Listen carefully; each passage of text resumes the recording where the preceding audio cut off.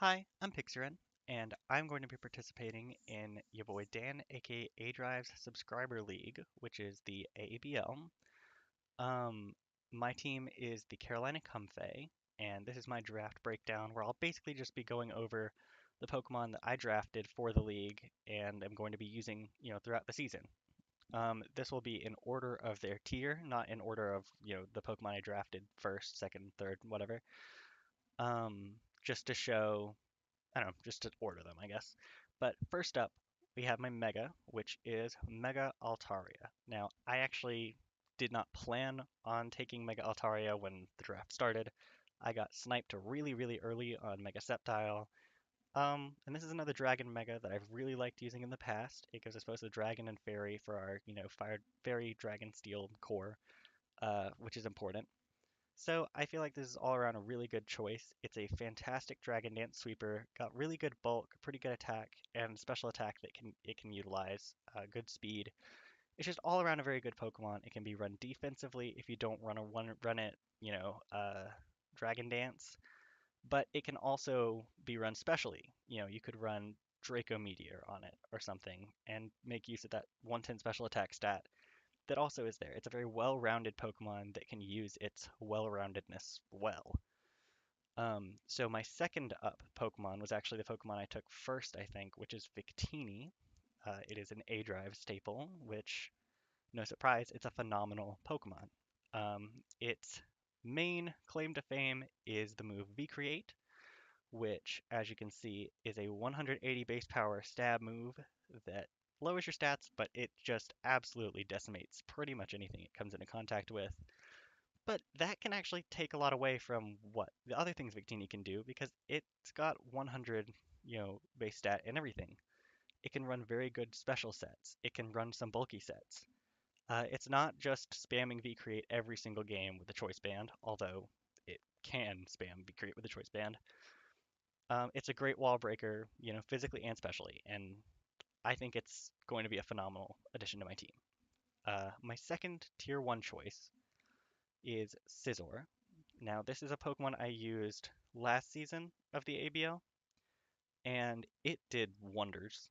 I think it did better than I expected it to. It's got a phenomenal attack stat, pretty good defenses, and the ability Technician really helps it out, boosting up those lower power moves. Specifically Bullet Punch in Scissor's case, allowing it to just hit hard in general and be a really threatening setup sweeper with SD, having that priority, so it doesn't really need the speed. Its speed is lackluster, but it doesn't need that when it's hitting with priority. Also gets some slow U-turn, roost, defog. It can be really useful for those reasons as well.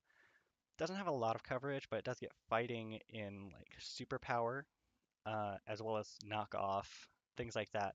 Just give it a little bit of added something for offensive presence. Um, Next up, I have Milotic, which is a Pokemon I haven't used before, but I've used a lot of, bulky water types that kind of fill the same role that it does.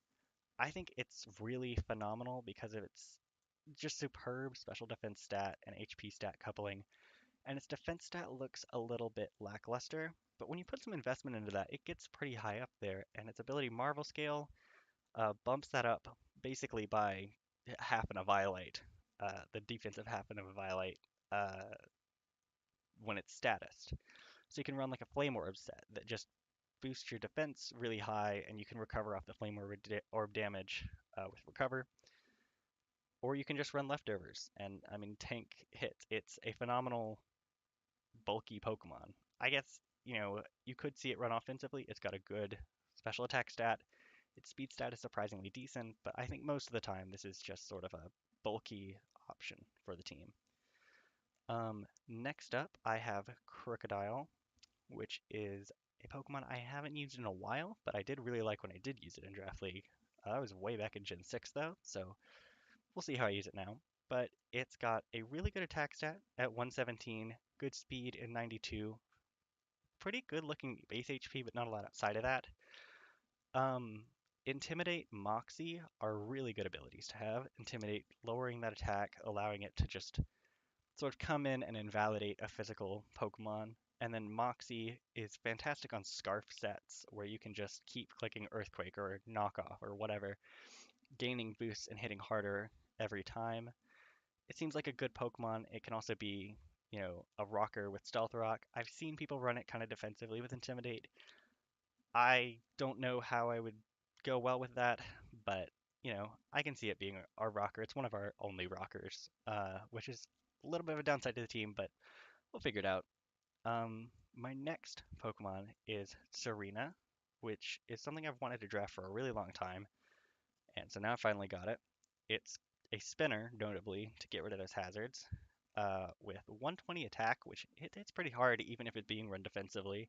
And its defenses are not bad. They're not phenomenal, but they're not bad at all, especially on a Pokemon that does have a reliable recovery and synthesis, is your spinner. Slow U-turn. It can run that bulky stuff very well. And its ability Queenly Majesty is especially helpful because it cannot be hit by priority moves. So if you wanted to run something like a Scarf, even if your opponent has priority, they cannot take you out before you get a hit on them because they cannot use that priority move against you, which is really, really useful, I could say. So on to the second half of the draft. We are leading off with Crobat. Crobat is kind of interesting. Um, it's not very prominent in any stat except speed, but that comes in handy because it allows you to, if you're running a bulky set, you can just throw all your resources into bulk and you're still pretty fast. 296 speed is not bad with that situation. Or you can run offensive, be really, really fast. You can maybe even snag, a nature that boosts your offensive stat if your opponent's team is slow enough. I think that grants it a lot. It's a good defogger. It's got kind of coverage. It's basically just your flying and poison move, but Nasty Plot has proven to be kind of good on Crobat, even though its special attack stat is at 70. But, it can be a hard hitter with a 90 attack. I've seen Banded work really well. I can see Crobat doing a lot of things, but I'm not sure how exactly it'll go, but I'm excited to use it regardless. So next up is another Pokemon I had last season, which is Frostlass. Frostlass didn't do a lot for me last season, but it's it gets spikes. It can be a spike lead. It's really fast. Like Crobat, it doesn't have a lot of over speed, but unlike Crobat, it doesn't have a lot to utilize its other stats either. It's mainly going to be used for spikes. You could run it offensively just to get some damage off, but it's not going to do a lot, and it doesn't get a lot to do a lot. Spikes, Destiny Bond, kind of the whole jam with Frostlass. So next up, I have Beware, which I will admit I was shaky on, but I thought, hey, it would be fun to try. It's got a really strong attack stat and 120 base HP coupled with Fluffy, which is basically just not quite as good fur coat. Half damage from contact moves and gives it a fire weakness. It's slow, but it hits really hard, especially if you throw a choice band on it. There aren't a lot of switch-ins to something like that, so it can it can be utilized that way, and I can see it being kind of nice to use in that case. But I don't know. Maybe it'll prove itself to me throughout the season. I only hope so. So my next pick is Lycanroc Midday, which I feel is the second best Lycanroc form to Dusk, but uh, it doesn't hit quite as hard as Dusk, but it is notably a little bit faster, bumping up above that 110 speed tier, which can be really useful. Still gets a Celorock, still can use the Lycanroc Z move, which is really, really strong. I think it's a really good Pokemon, and I'm excited to use it. It was a whole tier lower than Lycanroc Dusk, so it just felt really worth it towards the end of the draft. And you might notice that with not this pick, actually, our next pick, Electivire, um, actually gives us every single type. So we do have one pick left. It's a 12 Pokemon draft, but we now have every single type on our team. Anyway, into Electivire. It has a very high attack stat, but not a lot to utilize it. gets fighting coverage that way, and it gets Wild Charge. You can see Fire Punch. It just doesn't, its moves don't have the base power to utilize its attack stat as well. With special attack, you can use Fire Blast, you can use uh, Volt Switch, Thunderbolt. It just hits a little harder that way. You're not taking recoil. So that's where the issue of Electivire comes in. It's kind of hard to give it a good move set, but I've used it well in the past, and it's done wonders for me. It's kind of just one of those situational Pokemon to use. So at this point, I already had every single Pokemon, or not every single Pokemon, every single type of Pokemon, and I was thinking of just drafting something a little fun. And so I decided to pick a Pokemon that I thought would be a fun, kind of memey tier 5 to grab. So I took Cutie Fly, the cutest kind of Uber around. It's an LC Uber. It does, like its evolved form, get Sticky Web, and it's got Quiver Dance.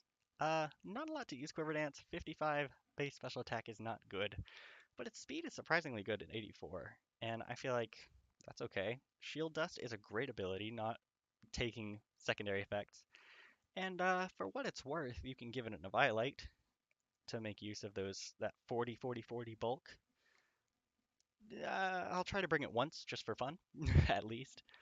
Uh, but you know, it was just a fun pick. I think it's a fun pick that can do something at least, even if it just throws up sticky webs and dies.